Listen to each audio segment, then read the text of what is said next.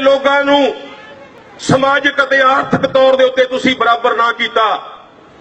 तां मेरे ही लोग मेरे बनाए हुए संविधान दीआं धज्जियां उड़ा देणगे। ये बाबा साहब डॉक्टर अंबेडकर की चेतावनी सी।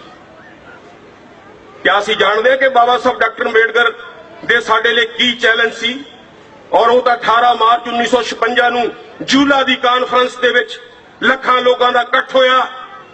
और बाबा साहब डॉक्टर अंबेडकर उस वेले जिस वेले उन्होंने नाम अनाउंस होया कि डॉक्टर अंबेडकर साहब अपने विचार रखणगे और बाबा साहब डॉक्टर अंबेडकर बच्चों की तरह भुब्बा मार के रोए।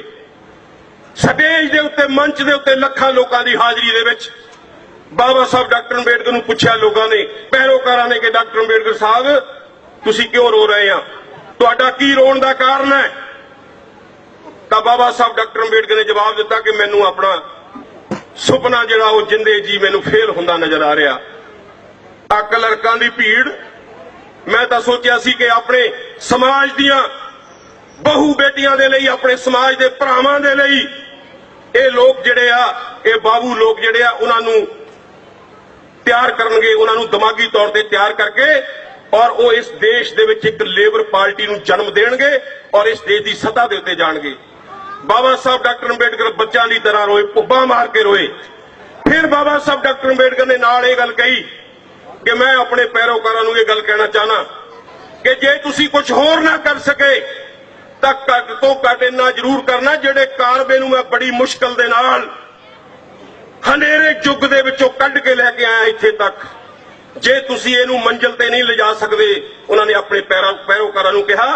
तां घट्टो घट इस कारवां नूं इत्थों पिछे ना जाण दिओ, क्योंकि हजारां साल लगे इस कारवाई नूं हनेरे खूह दे विचों कढण दे लई। बाबा साहब डॉक्टर अंबेडकर नूं इस गल दी चिंता सी, क्योंकि जदों बाबा साहब डॉक्टर अंबेडकर दे तीसरे बच्चे दी मौत होई तां बाबा साहब डॉक्टर अंबेडकर दे कोल बच्चे दी लाश दे उत्ते कफन देण लई पैसे नहीं सन और बाबा साहब डॉक्टर अंबेडकर दी पत्नी ने रामाबाई ने, जेड़ी उन्हें अपने तन दे उत्ते साड़ी पहनी हुई सी, ओदा तीसरा हिस्सा पाड़ के अपनी पहनी हुई साड़ी दा अपने बच्चे दे लाश दे उत्ते कफन दिता सी। असीं की समझे कि जिहड़ियां तकदीरां एवें बदलदियां आ? जिस बाबा साहब डॉक्टर अंबेडकर दे 5 बच्चों विचों 4 बच्चे भुख दे कारण मर गए, दवाई दे दुख तो मर गए। 1935 दे विच बाबा साहब डॉक्टर अंबेडकर दी पत्नी दवाई दे दुख तो मर गई और जदों बाबा साहब डॉक्टर अंबेडकर की पत्नी दवाई के दुख तो मरी तो बाबा साहब डॉक्टर अंबेडकर 1 हफ्ता कमरे के अंदर बंद होके कुंडा ला के 1 हफ्ता दिन रात लगातार रोंदे रहे। बाबा साहब डॉक्टर अंबेडकर नूं 7 दिनों बाद जदों मिन्नतां तरले करके उन्होंने कोलों कुंडा कलवाया तो बाबा साहब डॉक्टर अंबेडकर नूं उन्होंने पैरोकारां ने पूछा, बाबा साहब क्यों निराश है, नहीं की कारण है? तो बाबा साहब अंबेडकर ने भुब्बा मार के कहा कि मैं अपनी पत्नी का कातल है। उन्होंने पूछा क्यों, वो तो बीमारी ना मरे आ?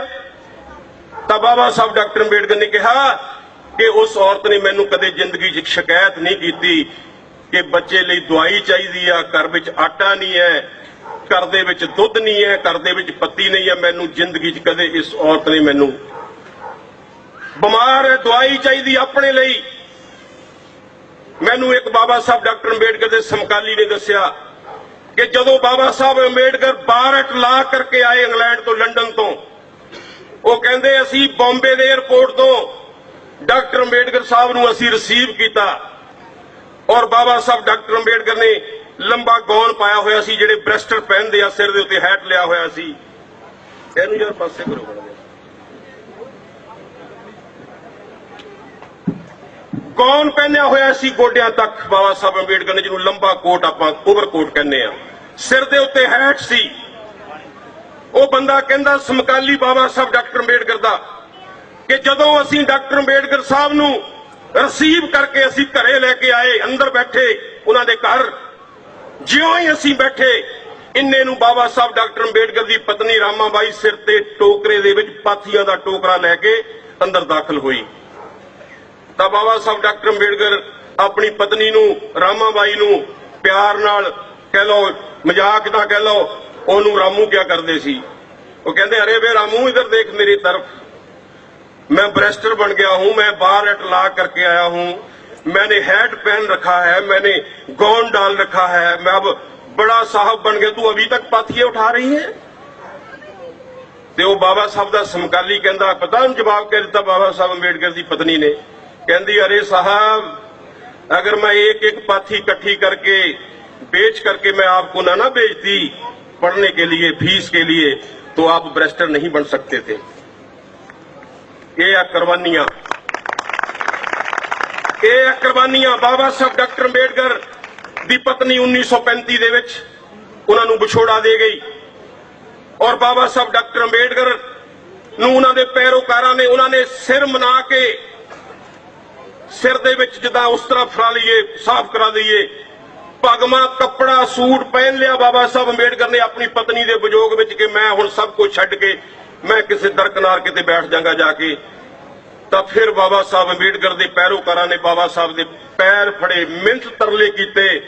ਕਿ ਬਾਬਾ ਸਾਹਿਬ ਤੁਸੀਂ ਤਾਂ ਕਿਨਾਰਾ ਕਰ ਜਾਓਗੇ, ਇਹ ਸਮਾਜ ਦਾ ਕੀ ਬਣੇਗਾ, ਇਹਨਾਂ ਨੂੰ ਕੌਣ ਪੁੱਛੇਗਾ, ਇਹਨਾਂ ਦੀ ਬਾਹ ਕੌਣ ਫੜੇਗਾ। ਅੱਜ ਦਾ ਨਾਟਕ ਦੇ ਵਿੱਚ ਕਰਲਾ ਰਹੇ ਸੀ ਲੋਕ, ਬੱਚੇ ਸੀਨ ਦੇ ਵਿੱਚ ਬਾਬਾ ਸਾਹਿਬ ਅੰਬੇਡਕਰ ਇੱਕ ਜਗ੍ਹਾ ਲਿਖਦੇ ਆ, ਕਹਿੰਦਾ ਉਹ ਲੋਕੋ ਮੈਂ ਤੁਹਾਡੀਆਂ ਚੀਕਾਂ, ਤੁਹਾਡੀਆਂ ਪੁਕਾਰਾਂ, ਤੁਹਾਡੀਆਂ ਦਰਦਨਾਕ ਤੁਹਾਡੀਆਂ ਚੀਕਾਂ ਸੁਣ ਕੇ ਦੇਖ ਕੇ ਮੇਰਾ ਸੀਨਾ ਫਟ ਜਾਂਦਾ ਆ। ਇਹ ਬਾਬਾ ਸਾਹਿਬ ਡਾਕਟਰ ਅੰਬੇਡਕਰ ਆਪ ਲਿਖਦੇ ਆ ਕਲਬ ਦੇ ਨਾਲ ਕਿ ਤੁਹਾਡੇ ਮੁਰਝਾਏ ਹੋਏ ਚਿਹਰੇ ਦੇਖ ਕੇ, ਤੁਹਾਡਾ ਅਪਮਾਨ ਦੇਖ ਕੇ, ਤੁਹਾਡੀਆਂ ਦਰਦ ਭਰੀਆਂ ਚੀਕਾਂ ਦੇਖ ਕੇ, ਤੁਹਾਡੀ ਭੁੱਖਮਰੀ ਦੇਖ ਕੇ ਬਾਬਾ ਸਾਹਿਬ ਡਾਕਟਰ ਅੰਬੇਡਕਰ ਕਹਿੰਦੇ ਕਿ ਮੇਰਾ ਸੀਨਾ ਫਟ ਜਾਂਦਾ, ਮੇਰਾ ਮਨ ਕਰਦਾ ਕਿ ਮੈਂ ਬੰਦੂਕ ਚੱਕ ਕੇ ਇਹਨਾਂ ਦੁਸ਼ਮਣਾਂ ਨੂੰ ਫਨਾਹ ਕਰ ਦਿਆਂ। ਇਹ ਬਾਬਾ ਸਾਹਿਬ ਡਾਕਟਰ ਅੰਬੇਡਕਰ ਲਿਖ ਕੇ ਗਏ ਆ।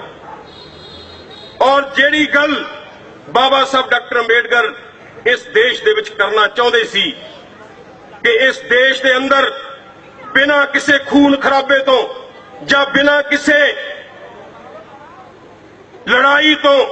ਇਸ ਦੇਸ਼ ਦੇ ਵਿੱਚ ਤਬਦੀਲੀ ਆਵੇ, ਉਹ ਬਾਬਾ ਸਾਹਿਬ ਡਾਕਟਰ ਅੰਬੇਡਕਰ ਕਰਕੇ ਗਏ ਆ। ਮੈਂ ਦਾਅਵੇ ਨਾਲ ਕਹਿ ਸਕਦਾ ਕਿ ਦੁਨੀਆ ਦੇ ਵਿੱਚ ਜਿੰਨੇ ਵੀ ਮਹਾਨ ਲੋਕ ਹੋਏ ਆ, ਚਾਹੇ ਕੋਈ ਹੋਵੇ, ਚਾਹੇ ਸਾਡੇ ਗੁਰੂ ਰਹਿਬਰ ਹੋਏ ਆ, ਆਪਣੀ ਜ਼ਿੰਦਗੀ ਦੇ ਵਿੱਚ ਕੋਈ ਵੀ ਮਹਾਨ ਬੰਦਾ ਆਪਣੀ ਜ਼ਿੰਦਗੀ 'ਚ ਕੁਝ ਨਹੀਂ ਕੋਈ ਕਰ ਸਕਿਆ। ਇੱਕੋ ਹੀ ਇੱਕ ਸ਼ਖਸੀਅਤ ਹੈ, ਇੱਕੋ ਹੀ ਇੱਕ ਰਹਿਬਰ ਹੈ ਬਾਬਾ ਸਾਹਿਬ ਡਾਕਟਰ ਅੰਬੇਡਕਰ, ਜਿਨ੍ਹਾਂ ਨੇ ਥਾਲੀ ਦੇ ਵਿੱਚ ਪਰੋਸ ਕੇ ਤੁਹਾਨੂੰ ਇਹ ਰਾਜਨੀਤਿਕ ਬਰਾਬਰਤਾ ਲੈ ਕੇ ਦਿੱਤੀ ਹੈ। ਇਕੱਲੇ ਬਾਬਾ ਸਾਹਿਬ ਡਾਕਟਰ ਅੰਬੇਡਕਰ ਪੂਰੀ ਦੁਨੀਆ, ਪੂਰੇ ਵਿਸ਼ਵ ਦੇ ਵਿੱਚ ਇੱਕੋ ਹੀ ਰਹਿਬਰ ਇਨਸਾਨ ਹੋਏ ਆ ਜਿਨ੍ਹਾਂ ਨੇ ਆਪਣੀ ਜ਼ਿੰਦਗੀ ਵਿੱਚ ਇੱਕ ਥਾਲ ਦੇ ਵਿੱਚ ਜਿੱਦਾਂ ਪਰੋਸ ਕੇ ਖਾਣਾ ਦੇਈਦਾ ਆ, ਇਸ ਤਰ੍ਹਾਂ ਉਹਨਾਂ ਨੇ ਸਾਨੂੰ ਇਹ ਹੱਕ ਜਿਹੜੇ ਆ ਪਰੋਸ ਕੇ ਲੈ ਕੇ ਦਿੱਤੇ। ਇਹ ਬਾਬਾ ਸਾਹਿਬ ਡਾਕਟਰ ਅੰਬੇਡਕਰ ਦੇ ਹਿੱਸੇ ਆਇਆ, ਕਿਸੇ ਹੋਰ ਦੇ ਹਿੱਸੇ ਨਹੀਂ ਆਇਆ। ਇੱਕ ਜ਼ਿਕਰ ਮੈਂ ਹੋਰ ਕਰਨਾ ਚਾਹਨਾ, ਬਾਬੂ ਮੰਗੂ ਰਾਮ ਮੁੱਗੋਵਾਲੀਆ ਜੀ, ਜਿਨ੍ਹਾਂ ਨੇ ਆਦ ਧਰਮ ਮੰਡਲ ਦੀ ਲਹਿਰ ਚਲਾਈ 1926 ਦੇ ਵਿੱਚ। ਔਰ ਮੈਂ ਇਹ ਵੀ ਸਮਝ ਜਾਣਦਾ ਕਿ ਅਗਰ ਬਾਬੂ ਮੰਗੂ ਰਾਮ ਪੰਜਾਬ ਦੇ ਵਿੱਚ ਆਦ ਧਰਮ ਮੰਡਲ ਦੀ ਲਹਿਰ ਨਾ ਚਲਾਉਂਦੇ ਤਾਂ ਬਾਬਾ ਸਾਹਿਬ ਡਾਕਟਰ ਅੰਬੇਡਕਰ ਸ਼ਾਇਦ ਹੀ ਨੈਸ਼ਨਲ ਆਗੂ ਨਹੀਂ ਸੀ ਬਣ ਸਕਦੇ। ਇਹ ਮੇਰੀ ਪੜ੍ਹਾਈ ਕਹਿੰਦੀ, ਮੇਰੀ ਸਮਝ ਕਹਿੰਦੀ, ਤੁਹਾਡੀ ਸਮਝ ਕਿੱਥੇ ਖੜੀ ਮੈਂ ਨਹੀਂ ਕਹਿ ਸਕਦਾ। ਅਗਰ ਬਾਬੂ ਮੰਗੂ ਰਾਮ ਦੀ ਜਿਹੜੀ ਉਹ ਲਹਿਰ ਸੀ ਆਦ ਧਰਮ ਮੰਡਲ ਦੀ, ਕਿਉਂਕਿ ਜਦੋਂ ਲੰਡਨ ਦੀਆਂ ਗੋਲਮੇਜ ਕਾਨਫਰੰਸਾਂ ਦੇ ਵਿੱਚ ਜਦੋਂ ਬਾਬਾ ਸਾਹਿਬ ਡਾਕਟਰ ਅੰਬੇਡਕਰ ਇੰਗਲੈਂਡ ਗਏ ਆ, ਤਾਂ ਜਦੋਂ ਉੱਥੇ ਗਾਂਧੀ ਨੇ ਸਵਾਲ ਖੜਾ ਕੀਤਾ ਕਿ ਮੈਂ ਪੂਰੇ ਹਿੰਦੁਸਤਾਨ ਦਾ ਲੀਡਰ ਆ, ਹਿੰਦੂਆਂ ਦਾ,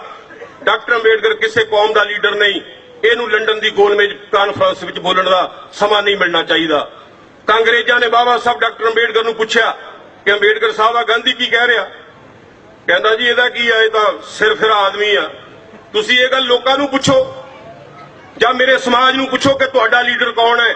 ਤੁਹਾਡਾ ਲੀਡਰ ਗਾਂਧੀ ਹੈ ਜਾਂ ਤੁਹਾਡਾ ਲੀਡਰ ਡਾਕਟਰ ਅੰਬੇਡਕਰ ਹੈ। ਤਾਂ ਅੰਗਰੇਜ਼ਾਂ ਨੇ ਇੱਕ ਅਧਿਆਦੇਸ਼ ਜਾਰੀ ਕੀਤਾ, ਜਿਹੜੇ ਦਲਿਤ ਲੋਕ ਸੀ, ਅਛੂਤ ਲੋਕ ਸੀ, ਉਹਨਾਂ ਨੂੰ ਕਿਹਾ, ਉਹਨਾਂ ਤੋਂ ਪੁੱਛਿਆ ਕਿ ਤੁਸੀਂ ਟੈਲੀਗ੍ਰਾਮਾਂ ਰਾਹੀਂ ਦੱਸੋ ਕਿ ਤੁਹਾਡਾ ਲੀਡਰ ਕੌਣ ਹੈ, ਗਾਂਧੀ ਹੈ ਜਾਂ ਤੁਹਾਡਾ ਲੀਡਰ ਡਾਕਟਰ ਅੰਬੇਡਕਰ ਹੈ। ਗਾਂਧੀ ਦੇ ਹੱਕ ਦੇ ਵਿੱਚ ਸਿਰਫ 3 ਟੈਲੀਗ੍ਰਾਮਾਂ ਗਈਆਂ। ਗੁਰਵੰਤਾ ਸਿੰਘ ਸੀ, ਇੱਕ ਪ੍ਰਿਥੀ ਸਿੰਘ ਯਾਰ ਸੀ ਰੋਪੜ ਤੋਂ, ਇੱਕ ਜਗਜੀਵਨ ਰਾਮ। ਬਾਬਾ ਸਾਹਿਬ ਡਾਕਟਰ ਅੰਬੇਡਕਰ ਦੇ ਹੱਕ ਦੇ ਵਿੱਚ, ਕਿਉਂਕਿ ਉਸ ਵੇਲੇ ਲੋਕਾਂ ਕੋਲ ਧਨ ਦੌਲਤ ਵੀ ਨਹੀਂ ਸੀ ਹੁੰਦਾ, ਔਰ ਬਾਬਾ ਸਾਹਿਬ ਡਾਕਟਰ ਅੰਬੇਡਕਰ ਦੀ ਇਸ ਗੱਲ ਨੂੰ ਸਮਝ ਕੇ ਬਾਬੂ ਮੰਗੂ ਰਾਮ ਨੇ ਲੋਕਾਂ ਨੂੰ ਦੇ ਘਰਾਂ ਦੇ ਵਿੱਚ ਜਾ ਕੇ ਉਹਨਾਂ ਨੂੰ ਕਿਹਾ, ਲੋਕੋ ਉਹ ਆਪਣੇ 2-2 ਡੰਗ ਦਾ ਆਟਾ ਵੇਚ ਦਿਓ, ਭੁੱਖੇ ਰਹਿ ਲਓ, ਭੁੱਖੇ ਰਹਿ ਲਓ, 2-2 ਡੰਗ ਦਾ ਪੀਪੇ ਦਾ ਆਟਾ ਵੇਚ ਦਿਓ, ਪਰ ਡਾਕਟਰ ਅੰਬੇਡਕਰ ਦੇ ਹੱਕ ਦੇ ਵਿੱਚ ਟੈਲੀਗ੍ਰਾਮਾਂ ਭੇਜੋ ਇੰਗਲੈਂਡ ਨੂੰ ਜੇ ਤੁਸੀਂ ਕੋਈ ਸੁੱਖ ਦਾ ਦਿਨ ਦੇਖਣਾ ਚਾਹੁੰਦੇ ਆ। ਬਾਬਾ ਸਾਹਿਬ ਡਾਕਟਰ ਅੰਬੇਡਕਰ ਨੂੰ ਲੰਡਨ ਦੇ ਵਿੱਚ ਜਦੋਂ ਹਜ਼ਾਰਾਂ ਟੈਲੀਗ੍ਰਾਮਾਂ ਲੋਕਾਂ ਨੇ ਭੇਜੀਆਂ ਤਾਂ ਜਾ ਕੇ ਅੰਗਰੇਜ਼ਾਂ ਨੇ ਫੈਸਲਾ ਲਿਆ ਕਿ ਹਾਂ ਵਾਕਈ ਡਾਕਟਰ ਅੰਬੇਡਕਰ ਜਿਹੜਾ ਆ ਉਹ ਆਪਣੇ ਸਮਾਜ ਦਾ ਜਿਹੜਾ ਦਲਿਤ ਅਛੂਤ ਸਮਾਜ ਦਾ ਜਿਹੜਾ ਇਹ ਲੀਡਰ ਹੈ, ਗਾਂਧੀ ਝੂਠ ਬੋਲ ਰਿਹਾ। ਡਾਕਟਰ ਅੰਬੇਡਕਰ ਸਾਹਿਬ ਔਰ ਉਹਦੇ ਵਿੱਚ ਸਭ ਤੋਂ ਵੱਡਾ ਜਿਹੜਾ ਹੱਥ ਸੀ ਉਸ ਗੱਲ ਦੇ ਵਿੱਚ ਉਹ ਬਾਬੂ ਮੰਗੂ ਰਾਮ ਮੱਗੋਵਾਲੀਆਰ ਔਰ ਉਹਦੀ ਲਹਿਰ ਦਾ ਸੀ। ਤੇ ਜਦੋਂ 24 ਸਤੰਬਰ 1932 ਨੂੰ ਜਦੋਂ ਗਾਂਧੀ ਦੇ ਵਿੱਚ, ਕਿਉਂਕਿ ਅੰਗਰੇਜ਼ਾਂ ਨੇ ਸਾਨੂੰ ਅਧਿਕਾਰ ਦਿੱਤਾ ਸੀ ਸੈਪਰੇਟ ਇਲੈਕਟੋਰਲ ਸਿਸਟਮ ਦਾ ਕਿ ਤੁਸੀਂ ਵੱਖਰਾ ਅਧਿਕਾਰ ਹੋਏਗਾ ਤੁਹਾਨੂੰ, ਤੁਸੀਂ ਆਪਣਾ ਉਮੀਦਵਾਰ ਖੜਾ ਕਰੋਗੇ, ਤੁਸੀਂ ਉਹਨੂੰ ਜਿਤਾਓਗੇ, ਤੁਹਾਡੀਆਂ ਵੋਟਾਂ ਹੋਣਗੀਆਂ, ਤੁਹਾਡਾ ਉਮੀਦਵਾਰ ਹੋਏਗਾ। ਗਾਂਧੀ ਨੇ ਸੋਚਿਆ ਇਹ ਤਾਂ ਮਰ ਗਏ, ਗਾਂਧੀ ਨੇ ਸੋਚਿਆ ਮਰ ਗਏ, ਅਸੀਂ ਤਾਂ ਇੱਕ ਡਾਕਟਰ ਅੰਬੇਡਕਰ ਨਹੀਂ ਸਾਂਭਿਆ ਜਾਂਦਾ, ਔਰ ਗਾਂਧੀ ਨੇ ਪੂਨੇ ਦੀ ਜਰਬਦਾ ਜੇਲ੍ਹ ਦੇ ਵਿੱਚ ਮਰਨ ਵਰਤ ਰੱਖ ਦਿੱਤਾ ਕਿ ਮੈਂ ਇਹਨਾਂ ਅਧਿਕਾਰਾਂ ਦੇ ਖਿਲਾਫ ਭੁੱਖਾ ਰਹਿ ਕੇ ਮਰ ਜਾਵਾਂਗਾ। ਤੇ ਉਧਰ ਡਾਕਟਰ ਅੰਬੇਡਕਰ ਸਾਹਿਬ ਨੂੰ ਧਮਕੀਆਂ ਮਿਲਣੀਆਂ ਸ਼ੁਰੂ ਹੋ ਗਈਆਂ ਕਿ ਜੇ ਗਾਂਧੀ ਮਰ ਗਿਆ ਤਾਂ ਡਾਕਟਰ ਅੰਬੇਡਕਰ ਅਸੀਂ ਤੈਨੂੰ ਮਾਰ ਦੇਵਾਂਗੇ। ਤਾਂ ਡਾਕਟਰ ਅੰਬੇਡਕਰ ਸਾਹਿਬ ਨੇ ਜਵਾਬ ਦਿੱਤਾ ਅਖਬਾਰਾਂ ਰਾਹੀਂ ਵੀ ਮੈਂ ਤਾਂ ਕਸਮ ਖਾ ਕੇ ਚੱਲਿਆ ਸੀ ਵੀ ਜੇ ਮੈਂ ਆਪਣੇ ਲੋਕਾਂ ਦੀਆਂ ਗੁਲਾਮੀ ਦੀਆਂ ਬੇੜੀਆਂ ਨਾ ਤੋੜ ਸਕਿਆ ਮੈਂ ਆਪਣੇ ਆਪ ਨੂੰ ਗੋਲੀ ਮਾਰ ਕੇ ਮਰ ਜਾਗਾ। ਮੈਂ ਆਪਣੇ ਲੋਕਾਂ ਨੂੰ ਹੱਕ ਲੈ ਕੇ ਦੇ ਦਿੱਤੇ, ਤੁਸੀਂ ਮੈਨੂੰ ਖੰਭੇ ਨਾਲ ਪੁੱਠਾ ਲਟਕਾ ਦਿਓ, ਤੁਸੀਂ ਮੈਨੂੰ ਗੋਲੀ ਮਾਰ ਦਿਓ, ਮੇਰਾ ਨਹੀਂ ਤੁਸੀਂ ਕੁਝ ਵੀ ਕਰ ਸਕਦੇ। ਫਿਰ ਗਾਂਧੀ ਦੀ ਘਰਵਾਲੀ ਕਸਤੂਰਬਾ ਗਾਂਧੀ ਬਾਬਾ ਸਾਹਿਬ ਡਾਕਟਰ ਅੰਬੇਡਕਰ ਦੇ ਕੋਲ ਗਈ, ਆਪਣੇ ਸਿਰ ਦੀ ਚੁੰਨੀ ਲਾ ਕੇ ਉਹਨਾਂ ਦੇ ਪੈਰਾਂ ਤੇ ਰੱਖੀ ਕਿ ਡਾਕਟਰ ਅੰਬੇਡਕਰ ਸਾਹਿਬ ਜੇ ਤੁਸੀਂ ਗਾਂਧੀ ਨਾਲ ਸਮਝੌਤਾ ਨਾ ਕੀਤਾ ਗਾਂਧੀ ਨੇ ਮਰ ਜਾਣਾ, ਤੇਰੀ ਭੈਣ ਨੇ ਰੰਡੀ ਹੋ ਜਾਣਾ। ਬਾਬਾ ਸਾਹਿਬ ਡਾਕਟਰ ਅੰਬੇਡਕਰ ਕਹਿੰਦਾ ਤੂੰ ਇੱਕ ਰੰਡੀ ਹੁੰਨੀ ਆ ਭੈਣ, ਉਧਰ ਮੇਰੀਆਂ ਕਰੋੜਾਂ ਭੈਣਾਂ ਜਿਹੜੀਆਂ ਉਹ ਸੁਹਾਗਣਾ ਹੁੰਦੀਆਂ, ਮੈਂ ਤੈਨੂੰ ਕੱਲੀ ਦੀ ਰੰਡੇਪੇ ਨੂੰ ਮੈਂ ਰੰਡ ਪੁਣੇ ਨੂੰ ਕੀ ਕਰਾਂ। ਗਾਂਧੀ ਦਾ ਮੁੰਡਾ ਦੇਵਦਾਸ ਗਾਂਧੀ ਮੂੰਹ 'ਚ ਘਾਹ ਦੀ ਤਿੜ ਪਾ ਕੇ ਬਾਬਾ ਸਾਹਿਬ ਡਾਕਟਰ ਅੰਬੇਡਕਰ ਦੇ ਅੱਗੇ ਜਾ ਕੇ ਭੁੱਬਾ ਮਾਰ ਕੇ ਰੋਇਆ, ਮੇਰੇ ਬਾਪੂ ਨੂੰ ਬਚਾ ਲਾ। ਡਾਕਟਰ ਅੰਬੇਡਕਰ ਸਾਹਿਬ ਨੂੰ ਜਦੋਂ ਲਾਸਟ ਵਿੱਚ ਬਾਬਾ ਸਾਹਿਬ ਅੰਬੇਡਕਰ ਨਹੀਂ ਮੰਨੇ ਤਾਂ ਬਾਬਾ ਸਾਹਿਬ ਡਾਕਟਰ ਅੰਬੇਡਕਰ ਨੂੰ ਜਨੂਨੀ ਲੋਕਾਂ ਨੇ ਖੂਨ ਦੇ ਨਾਲ ਲੈਟਰ ਲਿਖ ਕੇ ਭੇਜਿਆ, 24 ਘੰਟੇ ਦਾ ਅਲਟੀਮੇਟਮ ਦਿੱਤਾ ਕਿ ਡਾਕਟਰ ਅੰਬੇਡਕਰ ਜੇ ਤੂੰ 24 ਘੰਟਿਆਂ ਵਿੱਚ ਗਾਂਧੀ ਨਾਲ ਸਮਝੌਤਾ ਨਾ ਕੀਤਾ ਫਿਰ ਡਾਕਟਰ ਅੰਬੇਡਕਰ ਅਸੀਂ ਤੈਨੂੰ ਨਹੀਂ ਕੁਝ ਕਵਾਂਗੇ, ਫਿਰ ਅਸੀਂ ਤੇਰੀਆਂ ਅੱਖਾਂ ਸਾਹਮਣੇ ਤੇਰਾ ਸਾਰਾ ਸਮਾਜ ਸਾੜ ਕੇ ਮਾਰ ਦਿਆਂਗੇ। ਬਾਬਾ ਸਾਹਿਬ ਡਾਕਟਰ ਅੰਬੇਡਕਰ ਉਹ ਚਿੱਠੀ ਧਮਕੀ ਵਾਲੀ ਲੈ ਕੇ ਜਿਹੜਾ ਵਾਇਸਰਾਏ ਸੀ ਭਾਰਤ ਦਾ ਰਾਜਾ ਸੀ ਅੰਗਰੇਜ਼ ਕੋਲ ਗਏ, ਕਹਿੰਦੇ ਵਾਇਸਰਾਏ ਸਾਹਿਬ ਆ ਮੈਨੂੰ ਧਮਕੀ ਮਿਲੀ ਆ, ਮੈਂ ਆਪਣੇ ਲੋਕਾਂ ਨੂੰ ਮਰਦਾ ਨਹੀਂ ਦੇਖ ਸਕਦਾ ਅੱਖਾਂ ਦੇ ਸਾਹਮਣੇ। ਇਹਨਾਂ ਨੇ ਤਾਂ ਅਜੇ ਤੱਕ ਇਹਨਾਂ ਨੇ ਜ਼ਿੰਦਗੀ ਨਹੀਂ ਦੇਖੀ ਕਿ ਜ਼ਿੰਦਗੀ ਕੀ ਹੁੰਦੀ ਹੈ। ਜੇ ਜ਼ਿੰਦਗੀ ਤੋਂ ਪਹਿਲਾਂ ਮੌਤ ਮਿਲ ਗਈ ਤਾਂ ਵਾਇਸਰਾਏ ਨੇ ਕਿਹਾ ਡਾਕਟਰ ਅੰਬੇਡਕਰ ਸਾਹਿਬ ਨੂੰ ਦਲੀਲ ਦਿੱਤੀ ਕਿ ਅੰਬੇਡਕਰ ਸਾਹਿਬ ਤੁਹਾਨੂੰ ਵੀ ਜਿੱਦ ਨਹੀਂ ਕਰਨੀ ਚਾਹੀਦੀ, ਇਹ ਲੜਾਈ ਆ ਸੰਘਰਸ਼ ਆ ਚੱਲਦੇ ਰਹਿੰਦੇ ਆ, ਅੱਜ ਇੰਨਾ ਪ੍ਰਾਪਤ ਹੋਇਆ ਕੱਲ ਨੂੰ ਇੰਨਾ ਪ੍ਰਾਪਤ ਹੋਇਆ। ਉਹਨੇ ਕਿਹਾ ਕਿ ਅਸੀਂ ਤੁਹਾਡੀ ਮਦਦ ਮਾੜੀ ਮੋਟੀ ਸ਼ਹਿਰਾਂ 'ਚ ਤਾਂ ਕਰ ਸਕਦੇ ਆ, ਸਾਡੇ ਕੋਲ ਉਨੀ ਫੋਰਸ ਪੁਲਿਸ ਨਹੀਂ ਕਿ ਅਸੀਂ ਤੁਹਾਡੀ ਪਿੰਡਾਂ ਵਿੱਚ ਰਾਖੀ ਕਰ ਸਕੀਏ। ਤਾਂ ਵਾਇਸਰਾਏ ਨੇ ਕਿਹਾ ਕਿ ਡਾਕਟਰ ਅੰਬੇਡਕਰ ਸਾਹਿਬ ਨੂੰ ਤੁਹਾਨੂੰ ਵੀ ਮੰਨ ਲੈਣਾ ਚਾਹੀਦਾ। ਤਾਂ ਡਾਕਟਰ ਅੰਬੇਡਕਰ ਸਾਹਿਬ ਨੂੰ ਮਜਬੂਰ ਹੋ ਕੇ 24 ਸਤੰਬਰ 1932 ਨੂੰ ਸ਼ਾਮ ਦੇ 5 ਵਜੇ ਪੂਨੇ ਦੀ ਜਰਬਦਾ ਜੇਲ੍ਹ ਦੇ ਵਿੱਚ ਬਾਬਾ ਸਾਹਿਬ ਅੰਬੇਡਕਰ ਨੇ ਰੋ ਕੇ ਔਰ ਗਾਂਧੀ ਨੂੰ ਇਹ ਗੱਲ ਕਹੀ ਕਿ ਤੁਸੀਂ ਮੈਨੂੰ ਫਾਂਸੀ ਦੇ ਫੱਟੇ ਤੇ ਲੰਮਾ ਪਾ ਦਿੰਦੇ ਪੁੱਠਾ, ਮੈਨੂੰ ਖੰਭੇ ਨਾਲ ਲਟਕਾ ਦਿੰਦੇ, ਮੈਂ ਕਦੇ ਵੀ ਸਮਝੌਤਾ ਨਾ ਕਰਦਾ, ਪਰ ਮੈਂ ਆਪਣੇ ਲੋਕਾਂ ਨੂੰ ਆਪਣੇ ਅੱਖਾਂ ਸਾਹਮਣੇ ਸੜਦਾ ਮਰਦਾ ਨਹੀਂ ਦੇਖ ਸਕਦਾ। ਇਦਾਂ ਦਾ ਲੀਡਰ ਨੇਤਾ ਕੋਈ ਹੋ ਸਕਦਾ? ਲੱਖਾਂ ਲੋਕ ਮਰਵਾ ਦਿੰਦੇ ਆ, ਲੱਖਾਂ ਲੋਕ ਮਰਵਾ ਦਿੰਦੇ ਆ। ਅੱਜ ਜਦੋਂ ਸਨ 47 ਦੇ ਵਿੱਚ ਪਾਕਿਸਤਾਨ ਬਣਿਆ ਰੌਲੇ ਪਏ ਆ, 10 ਲੱਖ ਲੋਕ ਮਰੇ ਅਦਲਾ ਬਦਲੀ ਦੇ ਵਿੱਚ, ਅਦਲਾ ਬਦਲੀ ਦੇ ਵਿੱਚ 10 ਲੱਖ ਲੋਕ ਮਰੇ 1947 ਦੇ ਰੌਲਿਆਂ ਦੇ ਵਿੱਚ। ਬਾਬਾ ਸਾਹਿਬ ਡਾਕਟਰ ਅੰਬੇਡਕਰ ਨੇ ਆਲ ਇੰਡੀਆ ਰੇਡੀਓ ਤੋਂ ਬੋਲਦਿਆਂ ਆਪਣੀ ਸਪੀਚ ਦਿੱਤੀ, ਗੱਲ ਕਹੀ ਕਿ ਉਹ ਗੁੰਡਿਓ ਜੇ ਕਿਸੇ ਨੇ ਮੇਰਾ ਇੱਕ ਵੀ ਬੰਦਾ ਮਾਰਿਆ ਤਾਂ ਮੈਂ ਇੱਕ ਦੇ ਬਦਲੇ 14 ਮਾਰਾਂਗਾ। ਔਰ ਕਿਸੇ ਦਾ ਬਾਲ ਨਹੀਂ ਵਿੰਗਾ ਹੋਇਆ ਸਨ 47 ਵਿੱਚ ਰੌਲਿਆਂ ਦੇ ਵਿੱਚ। ਔਰ ਬਾਬਾ ਸਾਹਿਬ ਡਾਕਟਰ ਅੰਬੇਡਕਰ ਜਿਹੜੇ ਲੋਕ ਸਾਡੇ ਪਾਕਿਸਤਾਨ ਦੇ ਵਿੱਚ ਰਹਿ ਗਏ ਸੀ ਕਿਉਂਕਿ ਉਹ ਚਾਹੁੰਦੇ ਸੀ ਪਾਕਿਸਤਾਨੀ ਵੀ ਚਾਹੁੰਦੇ ਸੀ ਰਹਿਣਗੇ ਘੱਟ ਗਿਣਤੀ ਜਿਨ੍ਹਾਂ ਤੋਂ ਗੁਲਾਮੀ ਕਰਵਾਵਾਂਗੇ, ਤੇ ਇੱਧਰ ਗਾਂਧੀ ਨਹਿਰੂ ਇਹ ਸੋਚਦੇ ਸੀ ਉਨੀ ਨਫਰੀ ਘਟੂਗੀ ਇਹਨਾਂ ਦੀ ਰਹਿਣ ਉੱਧਰ ਤਾਂ ਬਾਬਾ ਸਾਹਿਬ ਅੰਬੇਡਕਰ ਆਪ ਮਹਾਰ ਰੈਜੀਮੈਂਟ ਦੇ ਫੌਜੀਆਂ ਨੂੰ ਨਾਲ ਲੈ ਕੇ ਪਾਕਿਸਤਾਨ ਦੇ ਵਿੱਚੋਂ 10 ਲੱਖ ਲੋਕਾਂ ਨੂੰ ਕੱਢ ਕੇ ਲੈ ਕੇ ਆਏ ਉਸ ਗੁਲਾਮੀ ਦੇ ਵਿੱਚੋਂ। ਔਰ ਪਹਿਲੇ ਕਾਨੂੰਨ ਮੰਤਰੀ ਡਾਕਟਰ ਅੰਬੇਡਕਰ ਸਾਹਿਬ ਬਣੇ ਇੰਡੀਆ ਦੇ, ਔਰ ਦੂਸਰੇ ਪਾਕਿਸਤਾਨ ਦਾ ਪਹਿਲਾ ਕਾਨੂੰਨ ਮੰਤਰੀ ਜੋਗਿੰਦਰ ਨਾਥ ਮੰਡਲ, ਉਹ ਵੀ ਸਾਡੀ ਬਰਾਦਰੀ ਦਾ ਸੀ, ਦਲਿਤ ਸੀਗਾ, ਛੂਤ ਸੀਗਾ ਉਹ। ਬਾਬਾ ਸਾਹਿਬ ਡਾਕਟਰ ਅੰਬੇਡਕਰ, ਮੈਂ ਸੋਚਦਾ ਹੁੰਨਾ ਕਈ ਵਾਰ ਕਿ ਜਿੰਨਾ ਕੰਮ ਕੋਈ ਆਪਣੀਆਂ 20 ਜ਼ਿੰਦਗੀਆਂ 'ਚ ਨਹੀਂ ਕਰ ਸਕਦਾ, ਬਾਬਾ ਸਾਹਿਬ ਡਾਕਟਰ ਅੰਬੇਡਕਰ ਇੱਕ ਜ਼ਿੰਦਗੀ ਦੇ ਵਿੱਚ ਉਹ ਕੰਮ ਕਰਕੇ ਗਏ ਆ। 20 ਜ਼ਿੰਦਗੀਆਂ ਲਾ ਕੇ ਵੀ ਇੰਨਾ ਕੰਮ ਨਹੀਂ ਹੋ ਸਕਦਾ ਜਿੰਨਾ ਕੰਮ ਬਾਬਾ ਸਾਹਿਬ ਡਾਕਟਰ ਅੰਬੇਡਕਰ ਜਿਹੜੇ ਆ ਉਹ ਕਰਕੇ ਗਏ ਆ। ਔਰ ਬਾਬਾ ਸਾਹਿਬ ਡਾਕਟਰ ਅੰਬੇਡਕਰ ਦੀ ਇਹ ਸੰਘਰਸ਼, ਉਹਨਾਂ ਦਾ ਜੀਵਨ ਜਿਸ ਤਰ੍ਹਾਂ ਚੱਲਿਆ, ਜਿੱਦਾਂ ਉਹਨਾਂ ਦਾ ਅਪਮਾਨ ਹੋਇਆ ਜਗ੍ਹਾ ਜਗ੍ਹਾ ਦੇ ਉੱਤੇ, ਤੇ ਅਪਮਾਨ ਜੇ ਬਾਬਾ ਸਾਹਿਬ ਡਾਕਟਰ ਅੰਬੇਡਕਰ ਆਪਣੇ ਸਨਮਾਨ ਦੇ ਵਿੱਚ ਪੈ ਜਾਂਦੇ ਕਿ ਮੈਨੂੰ ਸਨਮਾਨ ਚਾਹੀਦਾ ਆ, ਤੇ ਸਾਨੂੰ ਲੋਕਾਂ ਨੂੰ ਕਦੇ ਵੀ ਸਨਮਾਨ ਨਾ ਮਿਲਦਾ। ਪੈਰ ਪੈਰ ਦੇ ਉੱਤੇ ਬਾਬਾ ਸਾਹਿਬ ਡਾਕਟਰ ਅੰਬੇਡਕਰ ਦਾ ਅਪਮਾਨ ਹੋਇਆ। ਔਰ ਜਦੋਂ 1935 ਦੇ ਵਿੱਚ ਸਮਝੌਤਾ ਹੋਇਆ, ਜਦੋਂ ਪੂਨਾ ਪੈਕਟ ਦੇ ਉੱਪਰ ਦਸਤਖਤ ਹੋਏ, ਔਰ ਬਾਬਾ ਸਾਹਿਬ ਅੰਬੇਡਕਰ ਨੇ ਜਦੋਂ ਦਸਤਖਤ ਕੀਤੇ, ਜਿੱਦਾਂ ਜੱਜ ਫਾਂਸੀ ਦੇ ਕੇ ਕਿਸੇ ਨੂੰ ਆਪਣੀ ਕਲਮ ਤੋੜ ਦਿੰਦਾ ਹੈ ਨਾ, ਤਾਂ ਡਾਕਟਰ ਅੰਬੇਡਕਰ ਸਾਹਿਬ ਨੇ ਪੂਨਾ ਪੈਕਟ ਦੇ ਉੱਤੇ ਦਸਤਖਤ ਕਰਕੇ ਆਪਣੀ ਕਲਮ ਦੀ, ਆਪਣੇ ਪੈਨ ਦੀ ਨਿੱਬ ਤੋੜ ਦਿੱਤੀ ਕਿ ਮੈਂ ਆਪਣੇ ਲੋਕਾਂ ਦੇ ਨਾਲ ਬਹੁਤ ਵੱਡਾ ਧੋਖਾ ਕਰ ਰਿਹਾ ਔਰ ਧੋਖਾ ਹੋ ਰਿਹਾ ਮੇਰੇ ਲੋਕਾਂ ਦੇ ਨਾਲ। ਅਸੀਂ ਕਦੇ ਸਮਝਿਆ, ਅਸੀਂ ਕਦੇ ਜਾਣਿਆ ਧੋਖਾ ਕੀ ਸੀ? ਕਿ ਜਿਹੜਾ ਉਹ ਵੱਖਰਾ ਚੋਣ ਅਧਿਕਾਰ ਸੀ ਸਾਨੂੰ ਦਿੱਤਾ ਸੀ ਅੰਗਰੇਜ਼ਾਂ ਨੇ, ਤਾਂ ਉਹ ਅਧਿਕਾਰ ਗਾਂਧੀ ਨੇ ਮਰਨ ਵਰਤ ਰੱਖ ਕੇ ਖੋਲਿਆ। ਰਿਜ਼ਰਵ ਸੀਟ ਦੇਤੀ, ਰਿਜ਼ਰਵ ਵੋਟ ਖੋਲੀ ਸਾਡੇ ਕੋਲੋਂ। ਰਿਜ਼ਰਵ ਸੀਟ ਕੀ, ਜਿੰਨੇ ਰਿਜ਼ਰਵ ਤੋਂ ਚੁਣ ਕੇ ਐਮਐਲਏ ਐਮਪੀ ਜਾਂਦੇ ਆ। ਔਰ ਜਿਸ ਸਮਾਜ ਦੇ ਸ਼ਡਿਊਲ ਕਾਸਟ ਸਮਾਜ ਦੀ ਜੇ ਆਪਾਂ ਗੱਲ ਕਰੀਏ, ਉਹਨਾਂ ਦੇ 130 ਐਮਪੀ ਚੁਣ ਕੇ ਜਾਂਦੇ ਆ ਪਾਰਲੀਮੈਂਟ ਵਿੱਚ। ਜੇ 55 ਮੈਂਬਰ ਪਾਰਲੀਮੈਂਟ ਇੱਕ ਰੈਜੂਲੇਸ਼ਨ ਕਰਕੇ ਲੋਕ ਸਭਾ ਦੇ ਸਪੀਕਰ ਦੀ ਮੇਜ਼ ਤੇ ਰੱਖ ਦੇਣ, ਤਾਂ ਪਾਰਲੀਮੈਂਟ ਦੀ ਕਾਰਵਾਈ ਠੱਪ ਹੋ ਕੇ ਉਹਦੀ ਗੱਲ ਸੁਣਨੀ ਪੈਂਦੀ ਆ, ਉਸ ਰੈਜੂਲੇਸ਼ਨ ਦੇ ਉੱਤੇ ਚਰਚਾ ਕਰਵਾਉਣੀ ਪੈਂਦੀ ਆ। ਚਾਹੀਦੇ 55 ਆ ਤੇ ਹੈਗੇ 130 ਆ। ਜਿਸ ਸਮਾਜ ਦੇ 130